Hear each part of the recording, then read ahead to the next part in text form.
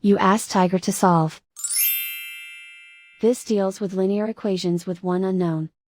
The final result is n equals 7/2. Let's solve it step by step. Group all constants on the right side of the equation. Subtract 7 from both sides. Group like terms.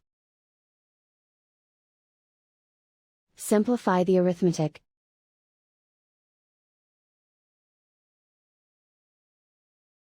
Isolate the n. Divide both sides by -2.